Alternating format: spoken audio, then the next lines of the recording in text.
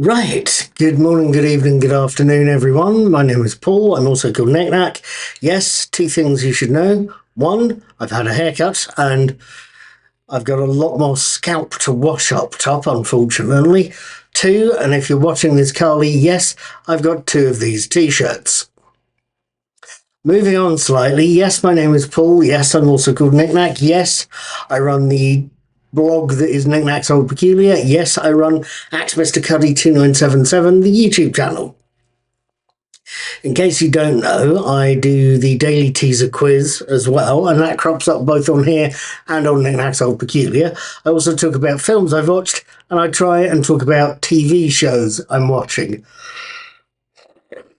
I will try and put in links in the little eye up in the corner here, and I'll try and put a few bits and bobs in the comment section under this video as well. But to carry on with the theme, yes, I talk about TV shows I'm watching. Yes, I'm talking about what's either Series 15 or Season 2 of the current Doctor Who with Ncuti Gatwa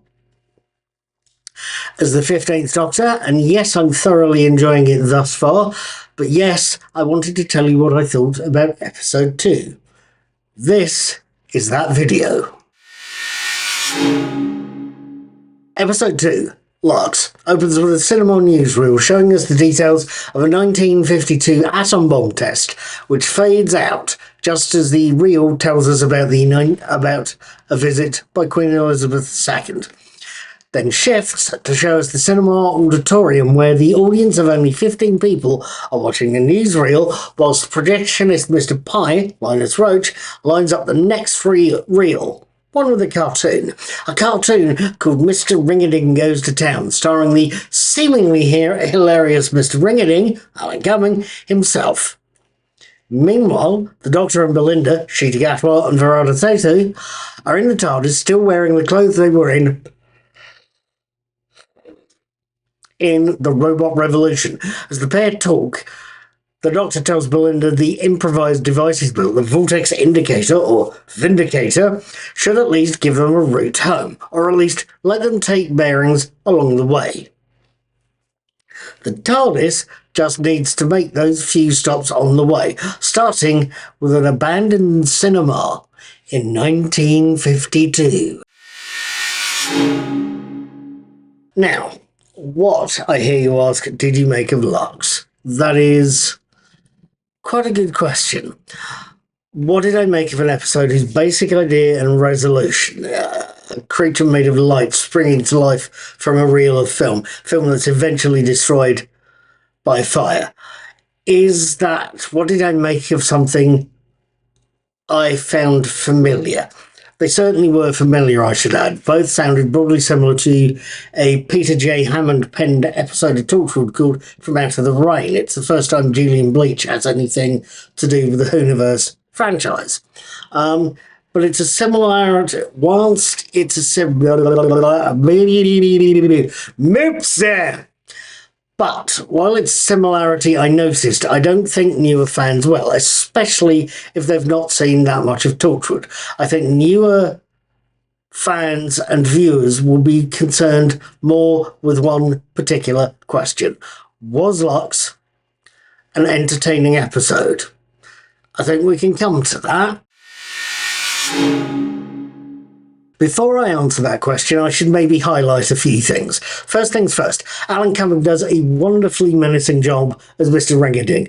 A job that's both camp, withering, bitchy, and makes very good use of Cummings' musical abilities. His version of the MC in the stage version of Cabaret back in the 90s is genuinely considered to be one of the standard performances of the part, and his uncanny knack of sounding like John Barrowman in full-on singing mode is quite uncanny. Was anyone else reminded of John Barrowman? I don't know, but I certainly was. The fourth wall breaking in the episode was possibly interesting. We see the Doctor and Belinda trying to push and pull and climb their way out of the film reel they're trapped in, and inevitably kicking their way through a TV screen. from their side to ours. Find themselves in a front room, a real-world front room, talking to three real-world, mildly critical Doctor Who fans who tell our heroes exactly what's going on, exactly what's right, exactly what's wrong, and what their favourite episode is. Blink, so you know. I've got to admit, I thought it was funny and it worked in the context of the episode, although usually that whole dream in a dream thing I don't go for. This worked, and worked well, and it's possibly motivated by thoughts from various showrunners who write a perfectly acceptable bit of script, they get it made, they oversee it getting broadcast, they oversee the publicity tours, and then they think, oh god, not again, as soon as Hard to Please fans start complaining. So it's funny. It's very funny and beautifully done, but it's possibly also Russell T Davies trying to say, look, I'm making an effort here, folks. Deal with it. I can't say I blame him after all. Other things I noticed was a possible elephant in the room. Simply the fact that the episode is set in 1950s America in a city that would have been segregated at the time. There would have been black and white walls of fountains, black and white toilets, all sorts of things going on. It's not made much of in this episode, and the few white people we see are, for the time, quite tolerant and prepared to overlook all sorts of things, but it is mentioned, and mentioned early on, right from the start as well, so that we know there's a possible problem here. At the start of the episode, the Doctor tells Belinda that they're in segregated Miami in 1952 at night when there's no one to see him. And then he glances at his hand and says, that might be wise. It's very subtly done, I think. I know there's been complaints that the modern show is too woke, it is too political, but I think these mentions of segregations are reminders of the history of America. They're not necessarily making a political statement. It's the show's historical remit coming to the fore there. There's a couple of last minor points, I think. One of which, the first one, is going to be very minor. And no, it's not going to be me scratching my head. The point I'm trying to make here is simply that the vortex indicator, the vindicator, the device the Doctor builds to navigate the TARDIS to get Belinda home, reminded me of the locator used in season 16 of Classic Doctor Who, the Key to Time season, the first one that has Ramon in it.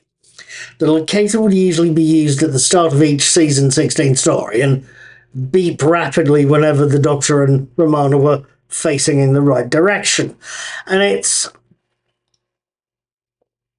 how I suspect the Vindicator will be used. It will beep and point in the right direction to show the Doctor and Belinda that that way is where they want to go.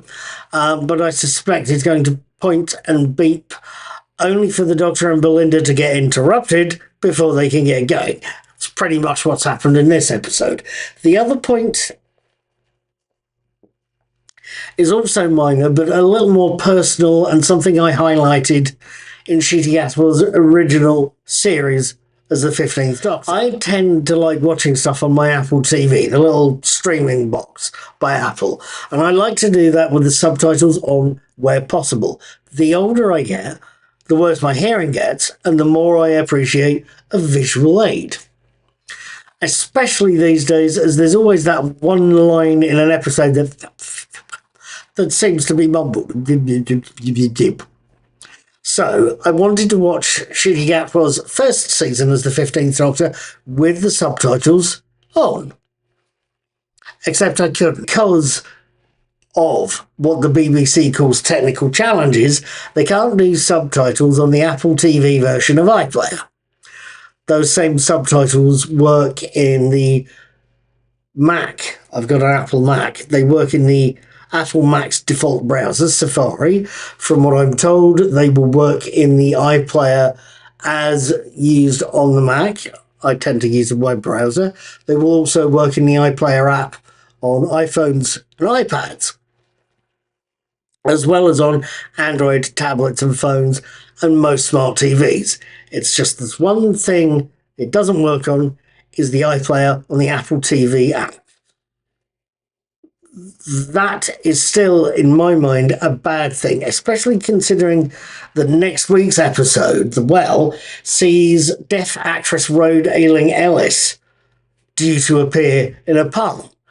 And given the deaf community rely on subtitles, and that there is a well-known deaf actress working in that next episode, I think a lack of subtitles on this one device is a small thing. It's a thing that only affects a few people, but I think given especially that they have a deaf actress in next week's episode, I think surely the BBC and Apple could have sorted out that technical challenge by now. I don't know why they haven't. Right, given all of that, what did I think of Lux? I have to say, I had one hell of a time watching that episode. It's well made, it's Ishuti and Varada put in some very good performances, and it's got to be said that Varada Sethi looks very good in that dress. Slap me, I'm perving. It's some very good performances. It sees Russell T Davies adding more to his pantheon background for the show and writing a completely done episode as only he knows how to do, and it introduces us to a menacing one-off villain that is possibly absolutely unique. What can I tell you except that if you're going to watch this episode, you're going to see a very well done episode. I enjoyed Lux. I think you will too. With all of that lot said and done, that is where I'm going to leave things for now. Before I go, feel free to leave me a comment on either the blog post version of this video or on this video yourself if you're watching on YouTube. If you are watching on YouTube, feel free to hit the like buttons, feel free to hit the share button, please hit subscribe, and if you're feeling really generous, tip. It's up in the corner there.